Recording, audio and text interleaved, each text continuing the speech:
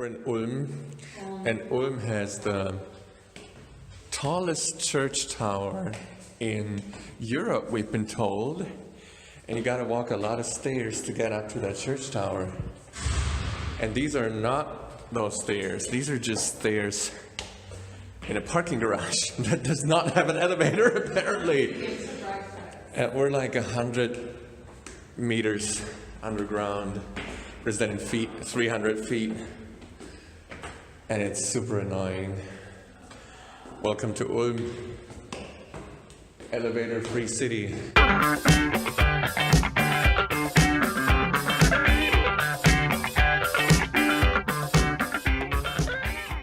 Einstein Cafe, go there. Yeah, we went to breakfast. I made Andreas go to breakfast. Andreas hates breakfast. I don't like it at all. It's like, it's so gross, like orange juice. Oh, it's okay. And it's like such a treat to go. pancakes and syrup. Like, I'm not being like ironic. I hate these things. Like, really I don't like them at all. But it's such a treat to like go and have someone cook breakfast for you. But it's like the first like good American style breakfast I've had since I got to Germany. I really liked it. They had like proper pancakes and proper syrup and bacon. Actually, it bacon. actually tasted good. And I normally don't like breakfast, but I only liked it because it's like, it was more like a lunch But see, meal. that's what he doesn't understand. Like, you can also have like potatoes and eggs. Well, and not in meat Germany. and In stuff. Germany, you eat like bread bread and and It is the best. open-faced sandwiches is what it's called. But the problem was, Yeah. it was not just American style breakfast. We both had the Boston style. It was Yeah. also American style portions. It was, like and 2 now plates each. the reason we don't look very happy is A, we didn't sleep well, and B, we ate too much because it was so good. You should share a platter. Share They a call them platter. breakfast creations. You can definitely share that. I say it's for one person. It could definitely be for two. Remember, we wanted to show you the church, the tallest steeple in the world, and this is totally not it. Ha! We fooled you. This is actually it. This is the tallest church tower in Europe. No, I'm just kidding. It's here. It's right here. It's up there. It's going way up into the clouds.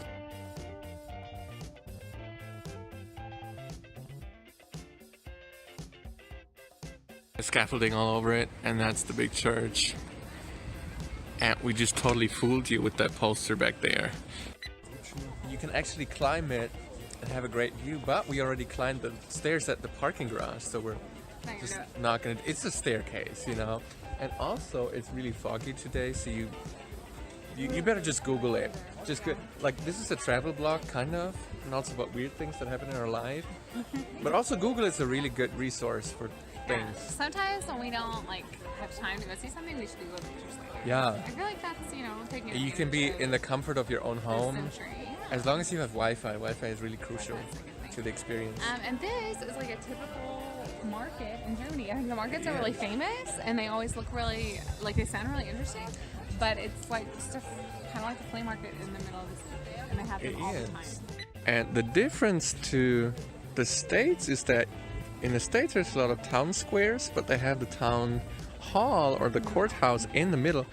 And our squares in Europe here are empty for all the stands to be on them. Right, just like they used to have like the meat market, 500 years ago. This is the Crooked House in Ulm, built in 1443. And it's crooked, and it is in the Guinness Book of World Records for being the most crooked hotel in the world. I had no idea that category existed, but this is it. It's kind of hard to see.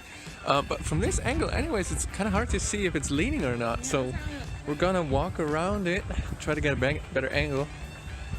And here you can definitely see it leaning. So imagine this is straight here, and you can see the curve, the side of the house really curving down here. We're trying to get a different angle from here. So imagine this line here is straight and the house curves down like that.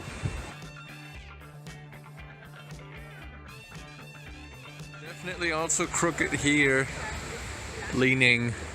This side does not have a sign that says it's in the Guinness Book of World Records, but it definitely deserves a spot as the narrowest Yeah. passageway. I feel like the roof In- is just built into the side. In Ulm, at least, yeah, the two houses are connected up there, so it's really, really narrow. Alright, we were wrong. This is officially the tiniest passageway in Ulm. It is not even a foot. It might be a foot here. Crazy. And no Guinness World Record sign whatsoever. Look at this magnificent piece of art here. It is the Einstein Memorial. Albert Einstein was actually born in Ulm, and they built him this thing here consisting of three elements. Down at the bottom there is a rocket representing his contributions to science. Then there is a snail, the house of a snail, representing nature, natural sciences, and his face with the signature move there, tongue out, big eyes.